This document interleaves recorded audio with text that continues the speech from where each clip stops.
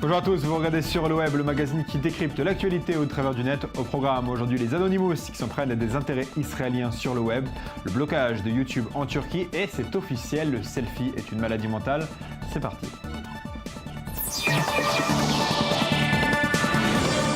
On ouvre cette émission par une information digne de la guerre froide ou d'un grand film d'espionnage hollywoodien. L'administration américaine a secrètement financé Zone Zuneo.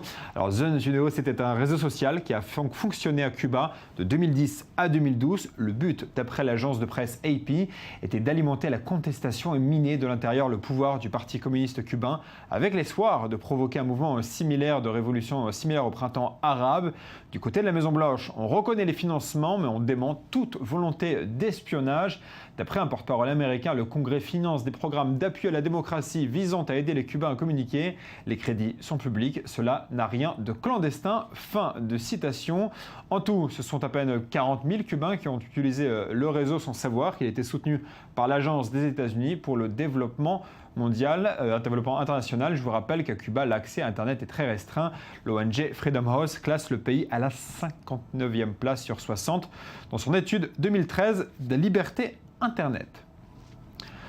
On poursuit avec les pirates Internet Anonymous qui menaçaient de s'en prendre aux intérêts israéliens sur le net. Du coup, des hackers israéliens de leur côté ont pris les devants en piratant le site des Anonymous sous la bannière Hop Israël. Lorsque vous rendiez sur ce site, vous pouviez voir un drapeau israélien flottant ainsi qu'une vidéo intitulée « Il n'y a pas de Palestine ». Et lundi 7 avril, ce sont les Anonymous qui ont mis leurs menaces à exécution. Plusieurs sites internet gouvernementaux étaient ainsi indisponibles. Jérusalem a demandé de son côté à ses ressortissants d'être vigilants et ne pas ouvrir de liens suspects. Je propose d'écouter le message posté par les Anonymous. Israel, it is in your best interest to cease and desist any further military action and illegal settlements or the consequences will become worse with each passing hour. Israel, we will treat each additional death as a personal attack on Anonymous and you will be dealt with swiftly and without warning. This is a message from Anonymous Operation Israel, Anonymous Special Operations, Pillars of Anonymous, the Anonymous collective of the cyber warriors from across the planet. On April 7th, 2014, we call upon our brothers and sisters to hack, deface, hijack, database leak, admin takeover, and DNS terminate the Israeli cyberspace by any means necessary. We will not stop until the police state becomes a free state and Palestine is free. We are Anonymous. We are Legion. We do not forgive. We do not forget. Israel, expect us. Voilà, je précise que les Anonymous ne sont pas une organisation centralisée, mais bien décentralisée au travers de plusieurs petites organisations à travers le monde. Voilà, et nous, on passe à notre dossier du jour. Notre dossier du jour concerne ce qui devait être une simple vidéo d'information de santé à destination du public arabe israélien. Le clip a été réalisé par une mutuelle, la Clalit, en langue arabe, comme c'est souvent le cas ici en Israël. Le but était d'informer les femmes arabes sur l'allaitement des bébés, mais le nombre important de vues de la vidéo sur YouTube a intrigué la mutuelle. Et rapidement, elle s'est rendue compte que le public de cette vidéo avait dépassé les frontières de l'État juif pour atteindre le monde arabe. Regardez ce reportage de Maël Ben Uriel. Une série de vidéos explicatives sur l'allaitement en langue arabe produite par une mutuelle de santé israélienne fait actuellement le buzz dans les pays arabophones. Postées sur la page YouTube de la mutuelle Clalit il y a quelques mois, ces vidéos ont déjà été vues plus de 2 millions de fois jusqu'à maintenant. Des vidéos à l'origine traduites de l'hébreu et destinées en premier lieu aux clients arabes israéliens de cette mutuelle de santé. Plus de 700 000 vues en Arabie Saoudite, plus de 250 000 en Égypte, plus de 150 en Irak et plus de 120 au Maroc. Une audience en constante augmentation. Ces vidéos pédagogiques qui fournissent des outils afin de mieux préparer la mère à la naissance ou à l'allaitement d'un enfant viennent, semble-t-il, combler un manque pour la population de ces pays. Il y a un vide à combler. Des contenus en arabe sur Internet, il y en a beaucoup. Mais répondent-ils aux besoins des gens? Preuve en est que non, puisqu'ils viennent chercher l'information en Israël. Alors que la plupart de ces pays n'acceptent pas la présence d'Israël au Moyen-Orient, il semblerait malgré tout que ces vidéos ludiques rendent un grand service à la population de ces pays arabes. Et pour parler de ce sujet, j'ai le plaisir d'accueillir sur ce plateau l'auteur de ce reportage, Maël Ben Uriel. Bonjour. Bonjour Julien. Merci beaucoup d'être avec nous. Alors, d'abord, racontez-nous un peu la genèse de ce clip. Comment on arrivait à des millions de vues dans le monde arabe? Qui s'en est rendu compte? Comment ça a dépassé Israël finalement? Écoutez, comme vous l'avez dit très bien en présentation du reportage, il y a donc des mutuelles de santé en Israël. Elles sont plusieurs. Et donc il y a la Clalit qui a produit des vidéos donc en langue arabe explicative, des vidéos pédagogiques pour apprendre aux jeunes parents comment allaiter les bébés. Il y a aussi, là j'ai cité l'exemple dans ce reportage de l'allaitement qui a fait le buzz, mais il y a aussi plein d'autres vidéos explicatives. Donc c'est quelque chose d'assez classique.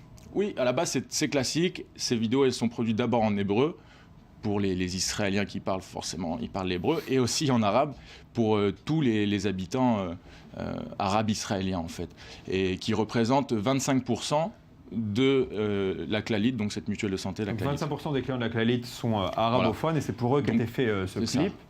Et donc ils ont fait le clip et ils se sont rendus compte, ils ont des analystes ils ont donc une page YouTube forcément, et les analystes se sont rendus compte des chiffres qui étaient improbables par rapport à la population qu'il y a en Israël, la population arabophone d'Israël. Et donc après vérification, il s'avère que la plupart des vues en fait de ces vidéos proviennent des pays arabes qui nous entourent, ou pas forcément, aussi du Maroc, de la Tunisie. Mais c'est vrai qu'il y a donc 700 000 vues par exemple en Arabie Saoudite, presque 300 000 en Égypte, 150 000 au Maroc, et donc ce qui fait Israël, au niveau des vues, du coup, se retrouve en 5e ou 6e position. C'est intéressant de voir, en effet, on l'a vu dans votre reportage, vous l'avez dit aussi également maintenant, plusieurs centaines de milliers de vues à l'extérieur d'Israël. Ouais. Et Israël, qui était le public qui était destiné à voir cette vidéo, se retrouve à la 5e ou 6e place en nombre de vues. C'est vrai que c'est assez impressionnant.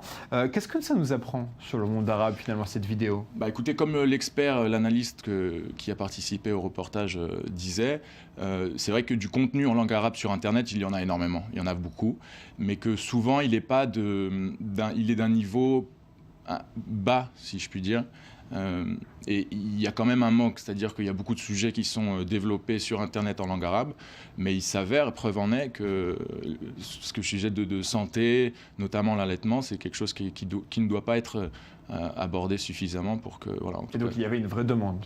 Il y a une vraie demande. Aujourd'hui, la chaîne de YouTube de la Clalit, en tout cas ces vidéos-là, c'est plus de 2 millions de vues déjà en un an, donc à vous de me le dire, mais je crois qu'on peut parler d'un buzz. C'est beaucoup, surtout pour une vidéo de santé, c'est énormément. Une dernière question, peut-être mal sur un ton peut-être un peu plus léger. C'est la seule fois, c'est la première fois qu'une vidéo israélienne cartonne dans le monde arabe? Non, écoutez, ce n'est pas la première fois. Il y a eu cette histoire du DJ israélien qui avait repris... Noé Alouche, qui avait repris donc un discours de Kadhafi, qu'il avait remixé en musique comme ça un peu trans, qui avait fait aussi un véritable carton dans tous les pays arabes. Alors la question, est-ce que les gens qui voient les vidéos, notamment celle de Noé Alouche ou celle de la Clalit, de la mutuelle de santé, est-ce qu'ils sont au courant que c'est quelque chose qui est produit en Israël par des Israéliens, donc des Juifs? Je ne sais pas. Je ne sais pas. Reste entier. Mais c'est vrai que l'exemple de Noé Alouche qui avait remixé le discours Zenga Zenga de Kadhafi était un très bon exemple. Il avait cartonné dans le monde arabe au moment du printemps arabe. Merci infiniment. Merci Julien de devoir être avec nous. Je rappelle que vous êtes l'auteur du reportage que l'on a vu. On repart en Turquie pour parler de ce qui semble être le feuilleton de ce printemps, la censure Internet par le gouvernement d'Erdogan. On a appris ce lundi que le site de partage de vidéos YouTube a saisi la Cour constitutionnelle turque afin d'obtenir la fin de son blocage dans le pays. Je rappelle qu'Erdogan a décidé de censurer YouTube en Turquie après la diffusion d'un enregistrement sur la Syrie. Déjà, vendredi, un tribunal d'Ankara avait ordonné la levée de la censure contre YouTube, mais ce même tribunal a décidé plus tard de bloquer l'accès à 15 vidéos et a annoncé que le blocage de YouTube resterait en place tant que ces vidéos ne seraient pas retirées. Erdogan, de son côté, ne semble pas beaucoup se préoccuper des décisions de justice. Nous devons bien sûr appliquer le jugement de la Cour constitutionnelle, mais je ne le respecte pas. Je ne respecte pas ce jugement. Il s'agit d'une société commerciale qui a un produit. Ce n'est pas seulement Twitter. YouTube et Facebook sont également des sociétés commerciales. Chacun est libre d'acheter ou non leurs produits. Cela n'a rien à voir avec les libertés. Si l'on considère nos valeurs, je ne trouve pas ça correct, car pendant que nous protégeons cette entreprise américaine, nous mettons de côté nos valeurs nationales et morales. bir tarafa konuluyor.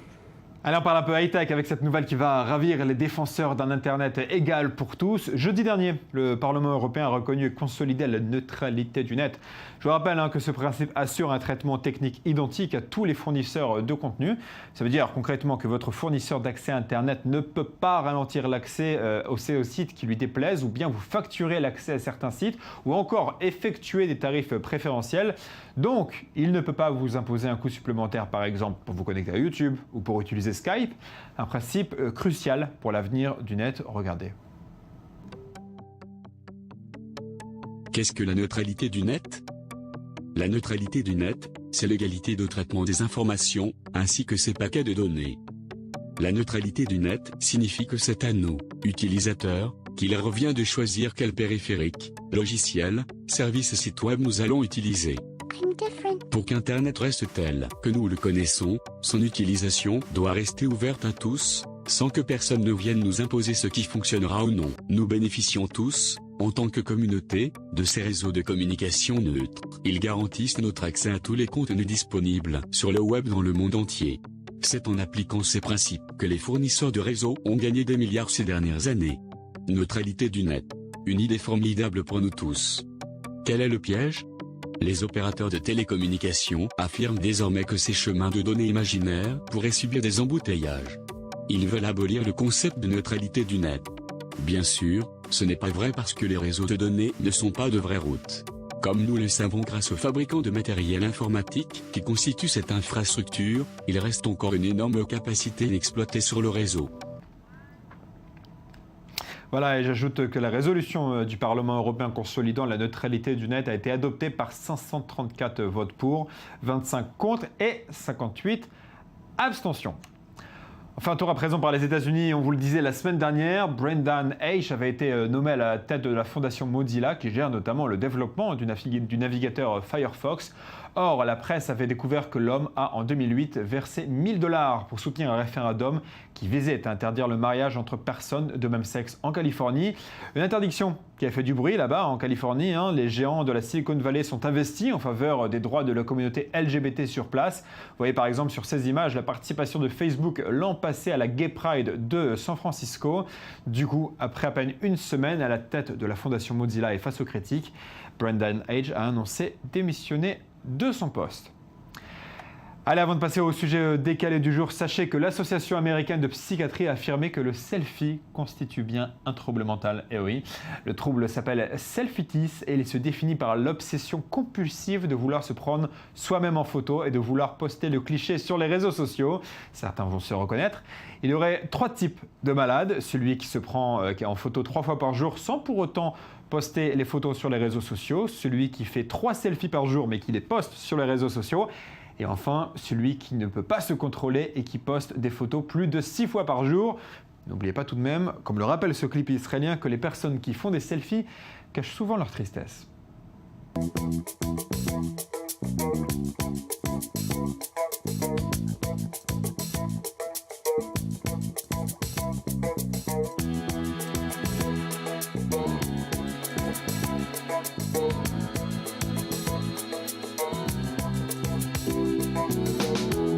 When I wake up in the morning, love,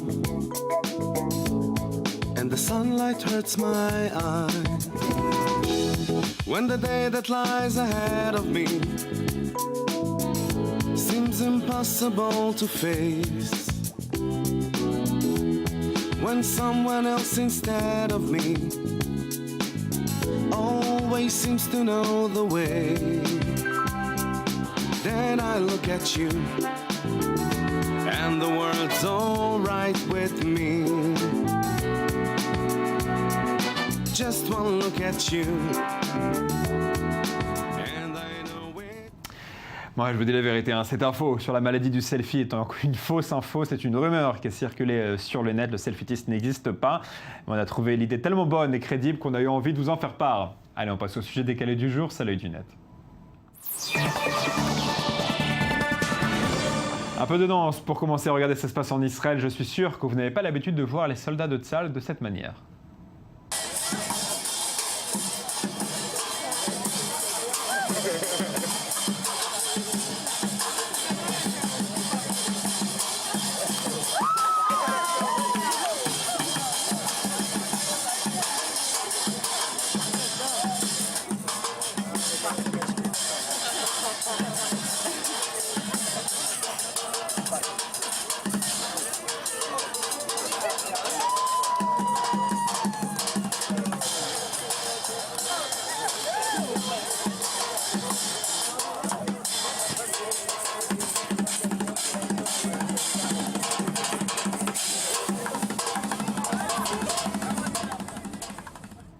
des soldats comme vous n'avez pas l'habitude de les voir. Voilà, c'est la fin de cette émission. Merci à vous de l'avoir suivi. On va se retrouver demain, même heure, même endroit pour de nouvelles informations en provenance du net. On garde contact via Twitter. Bye, vous me manquez déjà.